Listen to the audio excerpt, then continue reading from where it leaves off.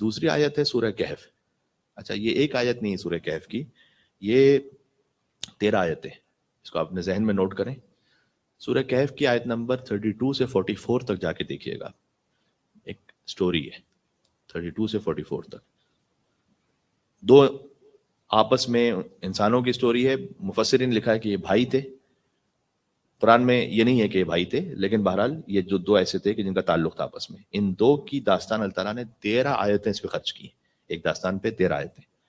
نہ کوئی نبی ہے نہ کوئی امام ہے نہ کچھ, لیکن 13 آیتوں پر اللہ سبحانہ وتعالیٰ نے سورہ کہف میں ان کی داستان کو لکھا ہے. اور بالکل یعنی دو مختلف فکریں ہیں جو اس سٹوری میں اللہ سبحانہ وتعالیٰ نے بیان کی ہے, اور ایک شبہے کا جواب بھی ہے اس میں. ایک آپ کو یوزولی ایک سوال ملے گا کہ مولانا صاحب جو دیندار ہیں وہ اتنی مشکل میں زندگی گزارتے ہیں, وہ کبھی ان کے پاس مال نہیں ہوتا, کبھی ان کے پاس کوئی اور مشکل میں پھنسے رہتے ہیں, اور جو دیکھیں بے دین ہے دنیا کے مزے لے رہے ہیں وہ. تو ایسا کیوں ہوتا ہے؟ ہم نے دیکھا ہے کہ جو بے دین ہے اس کے بعد اتنی زیادہ دولت ہے, اس کی اتنی زیادہ ٹریولنگ ہے, اس کی اتنی زیادہ دنیا میں عزت ہے, اور جو بیچارہ دیندار اس کو کوئی پوچھنے والا نہیں ہے, بس ہینڈ ٹو ماؤتھ ہے, بڑی مشکل سے گزارا کرتا ہے. مثلا اس کی زندگی میں اگر فرض کیجئے کہ اس کے بچے کے ساتھ کوئی مسئلہ ہو گیا, وہ اس کا کوئی ڈسیبل ہو گیا, کوئی اور بیماری آ گئی, تو ایسا کیوں ہوتا ہے؟ اس سوال کا جواب اللہ تعالیٰ نے دیا سورہ کہف میں آیت نمبر 32 سے 44 تک. کیوں ہوتا ہے ایسا؟ کہ دو لوگ تھے, اور ان میں سے ایک کے پاس اللہ تعالیٰ کہتا ہے کہ باغ تھے بڑے بڑے, اور اس کے درمیان نہریں بہتی تھی. اور دوسرا وہ تھا کہ جس کے پاس تھی تو صحیح ملکیت, لیکن اس قدر زیادہ نہیں تھی. تو ان کی آپس میں گفتگو ہے. وہ جو بہت صاحب ثروت ہے, جسے دنیا میں بہت کچھ ملا ہوا ہے, اس کے بھی 3 فقرے اللہ تعالیٰ نے لکھے اس کنورزیشن میں, اس کے خیالات کیا تھے. اور جس کے پاس کم تھا اس کی بھی 3 فقرے لکھے, اس کے خیالات کیا تھے. سننا چاہیں گے انشاءاللہ؟ مل کے صلوات بھیجیں محمد وعلی محمد.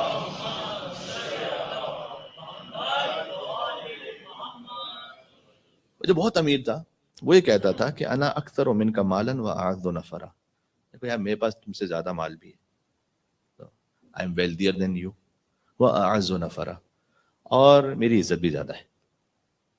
تو ایک تو اس کے ذہن میں, اس کے مائنڈ سیٹ میں یہ تھا کہ میرے پاس مال بھی زیادہ ہے اور میرے پاس عزت بھی اس سے زیادہ ہے. اس کے بعد وہ کہتا تھا کہ ما اظن ان تبید هذه ابدا, ضروری نہیں کہ وہ زبان سے کہتا ہو,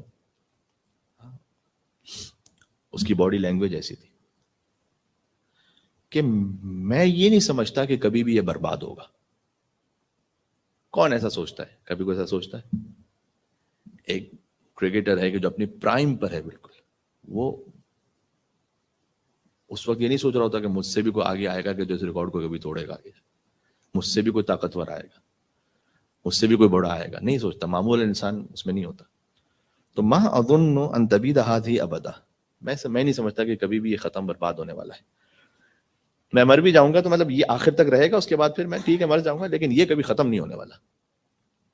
وما اظن الساعة قائمہ. آہستہ آہستہ تیسرا مرحلہ کیا آتا ہے, اس نے پتہ نہیں قیامت بھی ہوگی نہیں ہوگی, یا مولویوں کی ایجاد ہے قیامت. کوئی قیامت بھی ہونے والی ہے یا بس ایسی باتیں خالی ہے؟ تو وہ یہ کہتا تھا. دوسری طرف سے کہ جو کم صاحب ثروت تھا وہ یہ کہتا تھا کہ انا اقل من کا مالن و ولدا, ہاں ٹھیک ہے میرے پاس تجھ سے مال تو کم ہے اور میرا خاندان بھی کوئی اتنا بڑا اسٹرانگ نہیں ہے, لیکن مجھے حسد نہیں ہے اس لیے کہ اس کی وجہ سے کوئی ضعف نہیں ہے. دوسرا یہ کہ وہ کہتا تھا کہ جب تو گیا اپنے باغ میں, چونکہ یہ باغ میں جا کے اپنے بڑے بڑے جو باغ تھے اس میں جو نہریں بہ رہی ہوتی تھیں اس میں جا کے کہتا تھا کہ یہ کب کہاں کیسے برباد, یہ کیسے ختم ہوگا, یہ امپائر کیسے ختم ہوگا. تو اس فقیر نے اس کو یہ کہا کہ تو نے یہ کیوں نہیں کہا کہ ماشاء اللہ لا قوت الا باللہ, یہ کیوں نہیں باغ میں پہنچ کے تو نے کہا کہ جو کچھ ہے ہوتا وہی ہے کہ جو اللہ چاہتا ہے. صادق علیہ محمد نے فرمایا کہ جب بھی تمہیں دنیا کی کوئی خوشی ملے اس آیت کو پڑھو. ایک مل کے صلوات بھیجیں محمد وعلی محمد علیہ السلام پر. اللہم صلی علی محمد وعلی محمد.